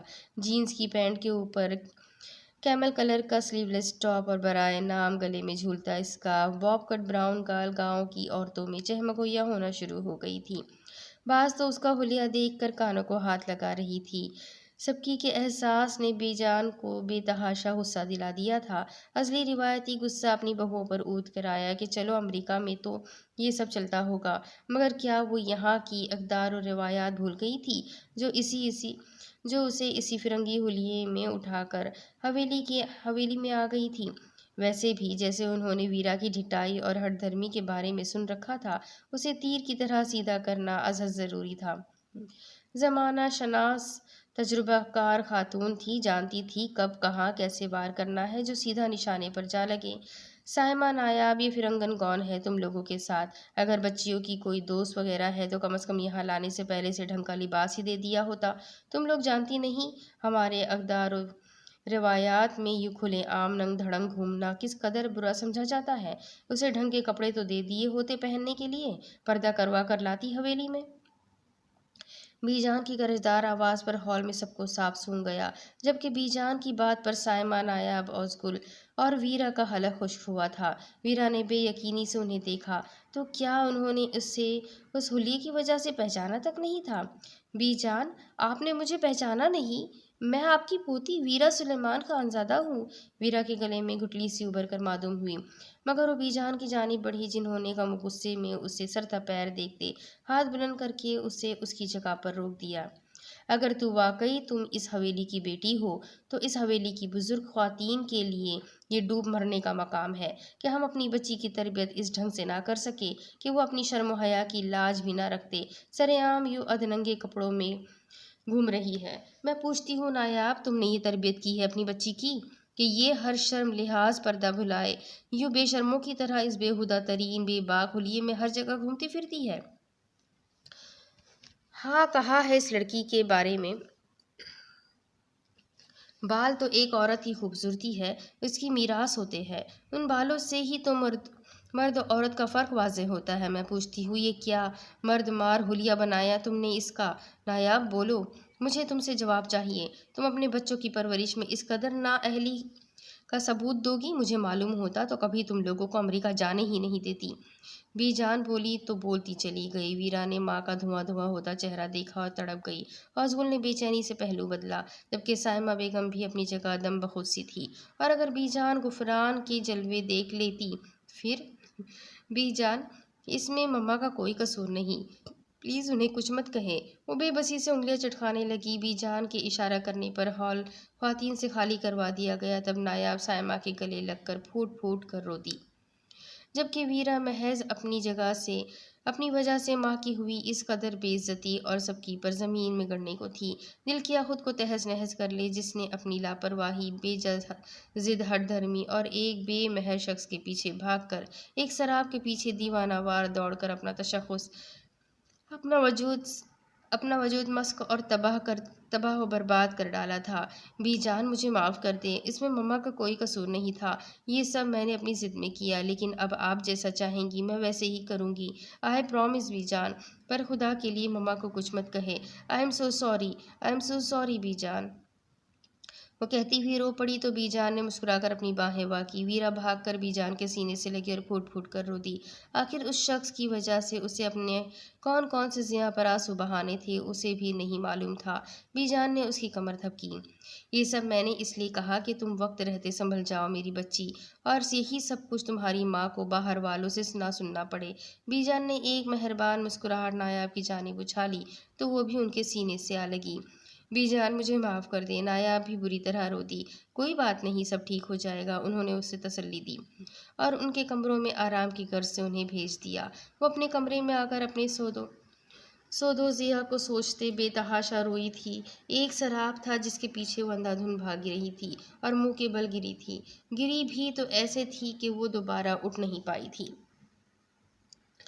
آج تقریباً سرجری کے 2 ہفتے بعد وہ ٹھیک سے بول پا رہا تھا۔ یہ لوگ 3 دن پہلے ہی پاکستان آ گئے تھے، لیکن آج اسے ٹھیک ٹھاک بولتے سعدیہ بیگم مسرور سی اس کے پاس اس کے کمرے میں بیٹھی تھی، جو جانے کہاں جانے کی تیاری کر رہا تھا۔ اب کہاں چل دیے سکندر، تمہیں ابھی آرام کرنا چاہیے تھا۔ سعدیہ بیگم جھنجھلائی تو مہربان سا مسکرایا، مما جان، میں جتنا مرضی آرام کر لوں، آپ کو تو لگے گا جیسے کیا ہی نہیں۔ کدھر جا رہے ہو؟ ہاسٹل جاؤں گا، اس نے لاپرواہی سے کہا۔ بیت السلطان میں ہوا تمہارا کسی سے رابطہ؟ سعدیہ بیگم کے اچانک پوچھنے پر وہ انہیں ایسے دیکھ رہا تھا جیسے کسی الجھن کا شکار ہو۔ کون سا بیت السلطان؟ سکندر نے پوچھا تو سعدیہ بیگم ششدر سی اسے دیکھے گئی۔ سکندر، تم ہوش میں تو ہو؟ شاید بھول رہے ہو کہ ایک عدد بیوی والے ہو اب۔ اوہ! سکندر نے تو یہ چیپٹر جیسے کلوز ہی کر دیا تھا، تبھی اب جیسے وہ چپ سا ہو گیا تھا۔ تبھی سعدیہ بیگم اس کے پاس آ کر بیٹھی تو وہ پوری طرح ان کی طرف متوجہ ہوا۔ سکندر، مجھے سچ سچ بتاؤ، تم اس سرفریب باغی اور اتنے آزاد ماحول میں پلی بڑی لڑکی سے کیوں شادی کی؟ کیا چل رہا ہے تمہارے دماغ میں؟ وہ ہوٹل مینجمنٹ کے سامنے تم سے معافی بھی مانگ سکتی تھی، مگر تم نے اس سے نکاح کیوں کیا؟ حالانکہ تم جانتے ہو اس کا تعلق کس جگہ سے ہے، جہاں کا رخ ہم دوبارہ زندگی میں نہیں کرنا چاہتے، نہ کریں گے۔ اسی لیے آج بتاؤ مجھے، سعدیہ بیگم نے پوچھا تو اس نے ایک سرد سی سانس کھینچی۔ مما، اس کی جو وجہ میں آپ کو بتاؤں گا وہ سن کر آپ کو شاید تھوڑا عجیب لگے۔ سکندر نے ہچکچاتے ہوئے کہا۔ نہیں لگے گا، تم بتاؤ، سعدیہ نے دو ٹوک لہجے میں کہا۔ وہ ان کے قریب سے اٹھ کر کھڑکی تک گیا۔ مما، وہ میرے اتنے قریب آنے والی پہلی لڑکی تھی۔ میں نے ہمیشہ چاہا کہ میری شریکی حیات ہی میرے قریب آئے گی، مگر وہ حادثاتی طور پر ہی صحیح پر وہ جان بوجھ کر میرے قریب آئی، اسی لیے اسے تو میری زندگی میں آنے والی پہلی اور آخری لڑکی بننا ہی تھا۔ وہ میرے نام سے منسوب ہوئی، میرے نام سے بدنام ہوئی، میں اس کے نام سے بدنام ہوا تو اسے تو میرے نام ہونا ہی تھا۔ رہی اس کی آزادی، بے پردگی اور بے دین ہونے کی، تو رخصتی ہونے دیجیے، میں خود ہی اسے بالکل تیر کی طرح سیدھا کر دوں گا۔ آخر میں اس نے اپنی بات کو مزاح کا رنگ دیتے سعدیہ بیگم کی جانب مسکرا کر دیکھا۔ سعدیہ بیگم نے تفاخر سے اسے دیکھا۔ تو پھر کب لینی ہے رخصتی؟ سعدیہ بیگم نے مسکرا کر پوچھا، لیکن اس کی اگلی بات پر ان کے ہونٹوں کی مسکراہٹ فوراً غائب ہوئی تھی۔ بشارت لوٹنے کے بعد مما۔ سکندر حارث بیگ نے سعدیہ بیگم کے سر پر بم پھوڑا۔ سکندر، یہ تم کیا کہہ رہے ہو؟ انہوں نے حیرت و صدمے کی ملی جلی کیفیت لیے اس سے کہا۔ بالکل ٹھیک کہہ رہا ہوں مما جان، کب تک یوں در بدر بھٹکنا ہے، کب تک بے نامی کی زندگی گزاروں گا میں؟ اور ویسے بھی اس شخص کو جسے دنیا وارث بیگ کے نام سے جانتی ہے، اپنے ایک ایک ظلم کا حساب دینا ہوگا۔ میں اپنا ایک ایک حق وصول کروں گا اس آدمی سے جو واجب النفرت ہے۔ اسے آپ کے ایک ایک غم کا دکھ کا حساب دینا ہوگا مجھے، سکندر حارث بیگ نے بے تاثر لہجے میں کہا، مگر اس کے چہرے پر چٹانوں سی سختی تھی۔ مگر مجھے اب اس عمر میں آ کر اس شخص سے نہیں الجھنا، سعدیہ بیگم نے بے بسی سے انگلیاں چٹکاتے ہوئے کہا، لیکن مجھے الجھنا ہے۔ آپ کو آپ کے بیٹے کے بلند حوصلوں اور ارادوں کا اندازہ بھی نہیں ہے۔ آپ کے بیٹے کے بازوؤں میں اب اتنی طاقت ضرور ہے کہ وہ اپنے ظالم باپ سے الجھ سکے۔ ہاسٹل جا رہا ہوں، اپنی مائگریشن یونیورسٹی میں کروا لوں گا۔ ادھر کافی سارے ایسے سرکاری ادارے ہیں جنہیں ایک معلم کی اشد ضرورت ہے، تو مجھے اب بشارت جانا ہے۔ سکندر حارث بیگ نے اپنا حتمی فیصلہ سناتے سعدیہ کو بری طرح بے چین کر دیا تھا۔ سکندر، ایک مرتبہ پھر سوچ لو مما، میں نے سوچ سمجھ کر یہ فیصلہ کیا ہے۔ ویسے بھی آپ کی بہو بھی وہی ہے، اچھے سے قابو ہو سکتی ہے۔ اینڈ میں کہتے ہوئے پھر شرارت آمیز لہجے میں بولا تو سعدیہ بیگم نے اسے بہت سی چپت رسید کی۔ وہ مسکراتے ہوئے ان کے گرد بازو حمائل کر گیا۔ سب کچھ بھول جائے، میں سب کچھ ٹھیک کر دوں گا، سکندر نے انہیں تسلیاں دی۔ آج پورے 1 ماہ کی تگ-و-دو اور پانی کی طرح پیسہ بہانے کے بعد وہ اپنے ہاتھ میں اس کا ویزا اور ضروری ڈاکیومنٹس لیے اسی کیفے میں بیٹھا بے دلی سے اس کا انتظار کر رہا تھا۔ وہ جانے کیوں آج آنے میں لیٹ ہو رہی تھی۔ وہ بیزاری سے اپنی پاکٹ سے فون نکال کر اسے گھورے گیا۔ اسے کچھ دنوں سے محسوس ہو رہا تھا جیسے کچھ تو تھا جو پیچھے چھوٹ گیا تھا، کچھ مسنگ تھا جسے وہ کوئی چیز کہیں رکھ کر بھول گیا ہو۔ ایک نادیدہ سی بے چینی تھی جو دل کو بے قرار رکھے ہوئے تھی، مگر وہ یہ سب سمجھنے سے قاصر تھا کہ ایسا کیوں ہو رہا ہے۔ بڑے پاپا سے اس نے ویرا کا وہاں کا نمبر لیا تھا، مگر جب اس نے اسے کال کرنے کی کوشش کی تھی، انل کو حیرت و صدمے کا ایک جھٹکا لگا تھا جب اسے نمبر ان ریچیبل ملا۔ مطلب شاید وہ ایڈوانس میں اس کا نمبر بلاک کر چکی تھی۔ اس نے اپنے آفس میں بھی 1-2 امپلائی کے نمبر سے اسے کانٹیکٹ کرنے کی کوشش کی، مگر وہ تو جیسے پتھر کی ہو گئی تھی، جو بیرون ملک کی تمام نمبرز بغیر سوچے سمجھے بلاک کیے جا رہی تھی۔ انل سلیمان خان زادہ کا بس نہیں چل رہا تھا، وہ پاکستان جا کر اس کی گردن ہی مروڑ ڈالے۔ وہ اپنی ہی سوچوں میں گم تھا۔ دعا نور نے اسے مخاطب کرنے کو گلا کھنکارا۔ اس نے سر اٹھا کر دیکھا تو حیرت کا ایک جھٹکا سا لگا، کیونکہ وہ آج اپنی روایتی لباس میں ملبوس ہونے کی بجائے جینس کی پینٹ اور ایک ہاف وائٹ شرٹ ٹاپ میں اس کے سامنے تھی۔ کیسے ہیں آپ؟ وہ خوش دلی سے مسکرائی۔ میں ٹھیک ہوں، تم سناؤ؟ انل نے اسے بغور دیکھا۔ کچھ تو تھا جو عجیب تھا۔ میں بھی بالکل ٹھیک، کام ہو گیا؟ اس نے بغیر انل کے سامنے بیٹھے بے قراری سے پوچھا۔ ہو گیا۔ انل نے اس کے سامنے اس کے پیپرز رکھے۔ بیٹھ تو جاؤ، انل کے ماتھے پر بل آئے۔ انل دراصل وہ آپ ہی آج باہر ہی ہے تو بیٹھ نہیں سکتی۔ اس نے چہرے پر شرمندگی کے تاثرات لاتے ہوئے ٹیبل سے فائل اٹھائی۔ لیکن اب تو تمہارے پیپرز بن گئے ہیں نا، تو اب تمہیں ان سے ڈرنے کی کیا ضرورت ہے؟ انل نے سنجیدگی سے کہا۔ لیکن اگر انہوں نے مجھے گھر میں قید کر دیا تو؟ اس نے جلدی سے گھبرا کر کہا۔ تو ایک محکمہ ہوتا ہے جسے پولیس کہتے ہیں، یہ جرم سر انجام دینے کے چکر میں وہ منٹوں میں جیل کی ہوا کھا سکتی ہے۔ انل نے اس کا یہ بہانہ بھی رد کیا۔ تب وہ چہرے پر زبردستی کی مسکراہٹ سجاتی ہوئی اس کے سامنے بیٹھ گئی۔ انل نے کافی آرڈر کی۔ انل، مجھے نہیں پینی کافی، دعا نور نے بے تاثر لہجے میں کہا۔ وہ بار بار اپنا موبائل آن کر کے وقت دیکھ رہی تھی، جیسے کسی جلدی میں ہو، جیسے یہاں سے جلد نکلنا چاہتی ہو۔ اگر تمہیں کوئی ضروری کام ہے تو تم جا سکتی ہو، انل نے اس کی غائب دماغی نوٹ کرتے بیزاری سے کہا تو جلدی سے مسکرائی۔ ارے نہیں، ایسی کوئی بات نہیں ہے، لیکن آج آپ بھی تو کوئی بات نہیں کر رہے، لگتا ہے اپنی بہن کو کچھ زیادہ ہی مس کر رہے ہیں۔ دعا نور نے بظاہر کہتے اپنا حساب بے باک کیا۔ کون سی بہن؟ وہ چونکا۔ میں ویرا کی بات کر رہی ہوں، اس نے برا منہ بناتے ہوئے کہا۔ اور تمہیں کس نے کہا وہ میری بہن ہے؟ انل نے چڑھ کر کہا۔ اس نے خود، نور نے اپنا دامن بچایا۔ اور تم نے مان لیا؟ انل نے پھر بے تاثر لہجے میں کہا۔ مجھے جانے کیوں آپ بہت بیزار لگ رہے ہیں آج، وہ بھی اب زچاتے ہوئے بولی۔ اچھا سب چھوڑو، مجھے بتاؤ نور، میں رشتہ کب بھیجوں تمہاری آپی کے پاس؟ اس نے اچانک کہا تو وہ چونکی۔ لیکن تمہارے پیرنٹس تو پاکستان جا چکے ہیں، نور نے اس کی جانب دیکھتے ہوئے ایک اور مسئلہ بتایا۔ میرا بڑا بھائی یہی ہے، تم اس چیز کی فکر مت کرو کہ رشتہ کون لائے گا، انل نے اطمینان سے کہا۔ مناسب وقت دیکھ کر میں فون پر بتا دوں گی، دعا نور نے کہا تو اس نے اس بات میں سر ہلا دیا۔ پھر وہ چند ادھر ادھر کی باتیں کر کے وہاں سے چلی گئی۔ انل دیر تلک وہاں یوں ہی فضول میں بیٹھا رہا۔ آخر ہاتھ میں پکڑے فون سے لینڈ لائن نمبر ڈائل کیا، جو کہ تیسری بیل پر ریسیو کر لیا گیا۔ ہیلو، کون؟ وہ شاید کوئی میڈ تھی جو اس سے اس کا تعارف پوچھ رہی تھی۔ میں انیل سلیمان خانزادہ ہوں، ویرا سے بات کرواؤ۔ اس نے تحکمانہ لہجہ اختیار کیا تو وہ جلدی سے کریڈل اٹھا کر ویرا کے کمرے کی جانب چلی گئی۔ انل سانس روکے ایک ایک آہٹ سن رہا تھا۔ اب شاید میڈ نے اس کے دروازے پر دستک دی تھی۔ یس کم ان۔ فون کے ایئر پیس سے ایک مدھر سی آواز سنائی دی تو اس کے لبوں پر اتنے دنوں بعد ایک مسکراہٹ نے چھپ دکھلائی۔ میم جی، آپ کے لیے چھوٹے خان جی کا فون ہے، وہ بات کرنا چاہتے ہیں آپ سے۔ اس کی بات پر ویرا نے چونک کر لیپ ٹاپ سے سر اٹھا کر سامنے کھڑی ملازمہ کو دیکھا۔ کس کا فون ہے؟ ویرا کا لہجہ بے تحاشا غصیلا تھا۔ میم جی، وہ انیل خان جی کا ہے، وہ جو نیلی کانچ کی گڑیا ملازماؤں سے اتنی نرمی سے پیش آتی تھی۔ اب اس غصیلے لہجے سے وہ ملازمہ ایک دم پریشان دکھائی دے رہی تھی۔ سنو، میں کسی انیل خان زادہ کو نہیں جانتی، آئندہ میرے لیے کسی کا بھی لینڈ لائن پر فون آئے تو بول دینا یہاں کوئی ویرا وارث بیگ نہیں رہتی، کسی سے بات نہیں کرنی مجھے، اب تم میرے کمرے سے جا سکتی ہو۔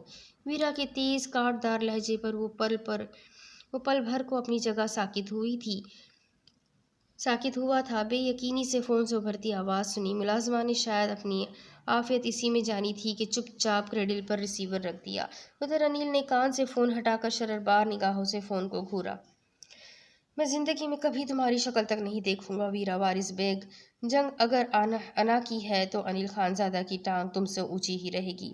میں زندگی میں آگے بڑھتے کم از کم اب کبھی پیچھے مڑ کر تمہاری جانب نہیں دیکھوں گا۔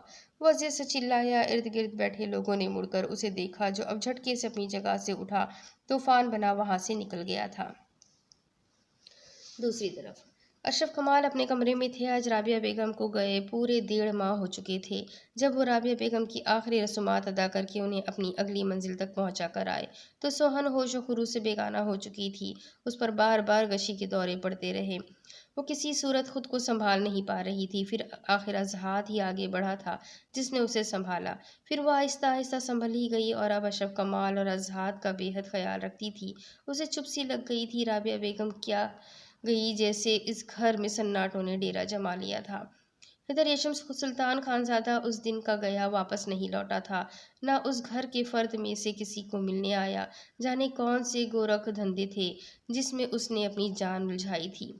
آزاد دھیمے سے گھر میں داخل ہوا تو وہ دونوں اپنے اپنے کمروں میں تھے۔ آزاد کے ہاتھوں میں کچھ پیپرز تھے جو وہ لے کر سیدھا اشرف کمال کے کمرے میں گیا تھا۔ اشرف کمال اندر رابعہ بیگم کے ایصال ثواب کے لیے قرآن مجید کی تلاوت کر رہے تھے۔ وہ آ کر ان کے پاس بیٹھا۔ اشرف کمال قرآن مجید جزدان میں لپیٹ کر الماری میں رکھتے اس کی جانب متوجہ ہوئے، جبکہ مسلسل ان سے نگاہیں چرا رہا تھا۔ خیریت بیٹے، کوئی خاص بات تھی کیا؟ اشرف کمال نے اس کے ہاتھ میں کچھ پیپرز دیکھ کر پوچھا۔ بابا، یہ خلا کے پیپرز ہے، کہتے ہوئے اذہان کو لگا تکلیف سے اس کے جسم سے روح پرواز کر جائے گی۔ سوہن سے سائن کروا لیجیے گا تو میں سائن کر دوں گا۔ یہ کہتے اس کے گلے میں پھندا سا لگ چکا تھا، مگر اسے یہ کہنا تھا، یہ روح کو رونتی تکلیف برداشت کرنی ہی تھی۔ تبھی زمین پر نگاہیں گاڑے بول گیا۔ اشرف کمال کو چپ سی لگ گئی اور وہ جو اس کی آمد پر اشرف کمال اس سے کھانے کا پوچھنے آ رہی تھی دروازے کے باہر کھڑے یہ الفاظ سنے تو اسے لگا اس کے پیروں تلے سے زمین سرک گئی ہے۔ سوہن نے اپنی چیخیں دبانے کو اپنے منہ پر سختی سے ہاتھ رکھا۔ رابعہ بیگم کی موت سے لے کر اب تک اس نے اپنے دل میں ان سے کیے گئے وعدے دہرا کر ہی تو اپنے دل کو سمجھایا تھا، اپنے دل پر پاؤں رکھ کر اسے پوری طرح ہجر کی سولی پر چڑھا کر بے موت مار کر خود کو اس امتحان سے گزارنے کے لیے تیار کر دیا تھا، اور اب یہ کون سا نیا امتحان اس کے سر پر آ پہنچا تھا۔ وہ ایک جھٹکے سے کمرے میں داخل ہوئی تھی۔ اشرف کمال اور اذہان نے چونک کر اسے دیکھا۔ وہ صدمے اور غم سے سرخ پڑتی آنکھوں سے اذہان کو دیکھنے لگی جو اس سے نگاہیں چرا گیا تھا۔ سوہن چیل کی طرح جھپٹی اور اذہان کے ہاتھ سے پیپر لے لیے، مگر اشرف کمال اور خود اذہان میں اتنی ہمت کہاں تھی کہ اس کے کیے کسی عمل پر سوال اٹھاتے۔ بابا، ان سے پوچھیں انہوں نے کس سے پوچھ کر یہ قدم اٹھایا ہے اور کیوں؟ سوہن نے کہا تھا۔ اشرف کمال نے حیرت سے اسے دیکھا، جبکہ اذہان کا دل کانوں میں بجنے لگا، لیکن وہ خاموش ہی رہا کہ اس کے پاس کچھ کہنے کو تھا ہی نہیں۔ سوہن نے وہ پیپر پھاڑ کر ان کے پرزے زمین پر پٹک دیے۔ بابا، مجھے علیحدگی نہیں چاہیے ان سے، ایک جملہ بول کر وہ اذہان کی رگوں میں تو زندگی کی ایک نئی لہر دوڑا گئی تھی، لیکن اشرف کمال نے اس کی جانب دیکھا۔ لیکن سوہن بیٹا، بابا سب کچھ ٹھیک ہو جائے گا، سوہن نے کہا اور کمرے سے باہر نکل گئی۔ بابا صوفے پر ڈھسے گئے۔ بابا آپ ٹھیک تو ہے؟ اذہان گھبرا کر ان کی جانب لپکا۔ میں ٹھیک ہوں، تم رخصتی کی تیاری کرو، پھر مجھے عمرے پر جانا ہے۔ لیکن بابا، اذہان ان کی بات پر کرنٹ کھا کر پیچھے ہٹا۔ اذہان جاؤ، کھانا کھا کر آرام کرو، مجھے بھی آرام کرنا ہے، اشرف کمال نے کہا تو پریشان سا کمرے سے باہر نکل گیا۔ خود کو تقدیر کے دھارے پر چھوڑتا وہ خاموشی سے اپنے کمرے میں چلا آیا۔ وہ آئینے کے سامنے بیٹھی اپنی گود میں دھرے اس رومال کو دیکھے جا رہی تھی جو اس کی کم گشتہ محبت کی آخری نشانی تھی، جسے اس نے خود سے نوچ کر پھینکنا تھا۔ وہ شاکنگ پنک فراک پاجامے کے اوپر سیاہ شال اوڑھ کر بڑی مشکل سے کمرے سے باہر نکل کر بیٹھک تک آئی تھی جہاں اس وقت اشرف کمال موجود تھے۔ وہ بنا آہٹ کے کمرے میں داخل ہوئی۔ سوہن نے اشرف کمال کو پکارا بھی نہیں، پھر بھی وہ جان گئے کہ وہ آئی ہے۔ سوہن، بابا مجھے یشم سلطان خانزادہ سے کچھ ضروری بات کرنی ہے تو ان سے ملاقات کے لیے جا رہی ہوں، کچھ دیر تک لوٹ آؤں گی۔ اس نے اپنا لہجہ بے تاثر بنانے کی بھرپور کوشش کی۔ میری بچی، مت کرو ایسے، بہت تکلیف اٹھانی پڑے گی، وہ کہتے جیسے رو پڑے۔ بابا، آپ کی بیٹی بہت بہادر ہے، بہت بچپن سے حالات سے لڑنا سیکھا تھا میں نے، اب اپنے ہی دل سے جنگ چھیڑی ہے تو فتح یاب ہو کر ہی لوٹوں گی، اس نے بھر آئی آنکھوں سے مگر مسکرا کر کہا۔ جیتی رہو میری بچی۔ اشرف کمال نے اسے سینے سے لگایا اور اس کے ساتھ ہی باہر نکلے۔ اس نے کیپ کروائی تھی، وہ جلدی سے اس میں سوار ہوئی۔ اب بابا کا پسمردہ چہرہ وہ مزید نہیں دیکھ سکتی تھی، عجیب حالت تھی، گلے میں ایک پھندا سا لگا تھا۔ وہ کیسے اس شخص کے سامنے اپنا مدعا بیان کرے، اسے کیسے کہے گی کہ وہ ایسے اس کا سب کچھ چھیننے آئی ہے جیسے کوئی کسی غریب کی زندگی بھر کی جمع پونجی چھین لیتا ہے۔ وہ کیسے اس اپارٹمنٹ تک پہنچی تھی وہ ہی جانتی تھی۔ اسے نہیں معلوم تھا کہ کینٹ کے اتنے ریئر علاقے میں بھی اس کی گاڑی کیوں کر اندر داخل ہوئی تھی، کیوں اس کو کسی جگہ روکا نہیں گیا تھا، کیونکہ اس کی گاڑی سے اترنے پر ایک گارڈ نے لپک کر اس کے لیے دروازہ کھولا تھا، اور اب اس اپارٹمنٹ کے لاؤنج تک کیسے پہنچ گئی تھی۔ اسے نہیں معلوم تھا اشرف کمال کے ایک فون کال پر تمام جگہوں پر گاڑی کا نمبر سرکولیٹ سرکولیٹ کروایا گیا تھا کہ اس میں یشم سلطان خانزادہ کی اسپیشل گیسٹ تھی۔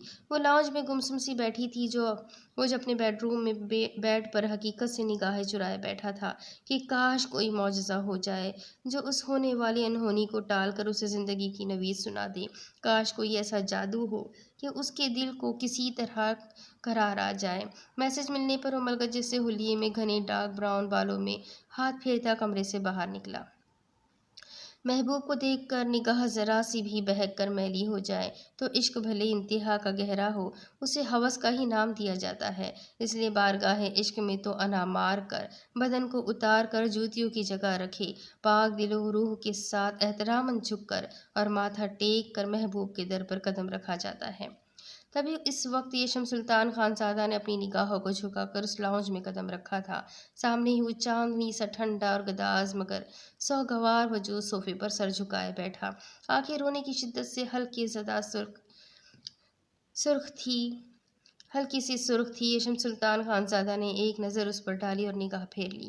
وہ سامنے آیا تو سوہن نے اپنی دائیں بند مٹھی کھولی جس میں ایک پرانا سا مگر خوشبوؤں میں بسا رومال تھا۔ آپ جانتے ہیں یش، ہمارے ٹھنڈیانی کے آبائی علاقے میں یہ کافی پرانی روایت ہے کہ محبت کرنے والے کبھی آپس میں رومال کے تحفے کا لین دین نہیں کرتے، کیونکہ رومال کے تحفے کو پہاڑی لوگ جدائی کی علامت سمجھتے ہیں۔ لیکن میری قسمت میں آپ کی جانب سے دیا جانے والا پہلا تحفہ یہ رومال ہی تھا۔ سوہن نے انتہائی دھیمے لہجے میں بری طرح لب کاٹتے ہوئے کہا اور ہاتھ میں تھامے رومال کو سینے سے لگایا، جبکہ یشم کھڑکی پر جا کر کھڑا ہوا تھا۔ وہ اس وقت صرف اسے سننا چاہتا تھا کائنات کا ہر سر انجام ہونے والا فعل رک جائے اور وہ بس اسے سنے۔ میں پہلے ان توہمات پر اعتبار نہیں کرتی تھی، مگر اب، سوہن نے کہتے حیثیت سے لب بھیجے۔ یشم کربامیز لہجے میں مسکرایا، یش، میں آپ سے کچھ مانگنے آئی ہوں، کیا آپ مجھے دیں گے؟ نو، وہ پھٹ پڑا۔ وہ پیچھے مڑ کر حلق کے بل دہاڑا تو سوہن ہاتھوں میں چہرہ چھپا کر پھوٹ پھوٹ کر رو دی۔ وہ لپک کر قریب آیا اور اسے دونوں بازو سے دبوچ کر اپنے سامنے کھڑا کیا۔ اس کی وحشت زدہ لال انگارہ آنکھوں میں اس قدر ویرانی تھی کہ سوہن کو جھرجھری سی محسوس ہوئی۔ یش، اس کا یہ وحشی روپ دیکھ کر وہ سہم گئی تھی۔ تم مجھ سے میری زندگی چھین کر مجھے تاعمر ہجر کی قبر میں اتارنے آئی ہو؟ برفی، میں تمہاری جھولی میں اپنی مردہ محبت کی لاش کیسے ڈال دوں؟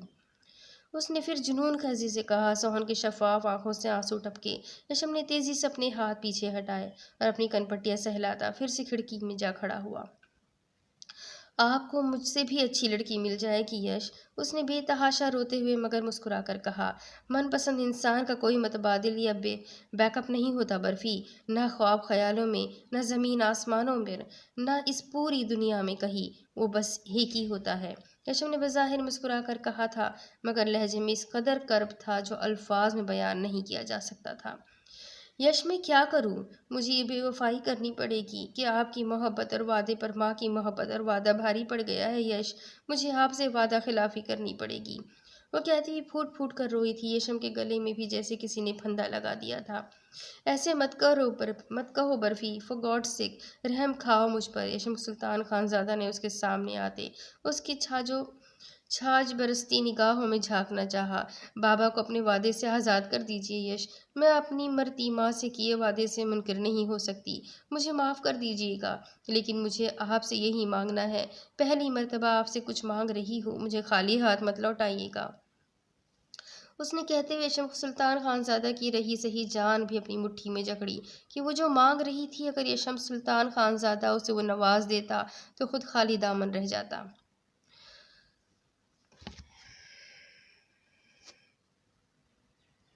اب اس کے آگے کی کہانی میں آپ کو اگلی قسط میں سناتی ہوں کہ آگے کیا ہوگا۔ یہ جاننے کے لیے میرے ساتھ بنے رہیں۔ اگلی قسط میں پھر ملیں گے، تب تک کے لیے اللہ حافظ۔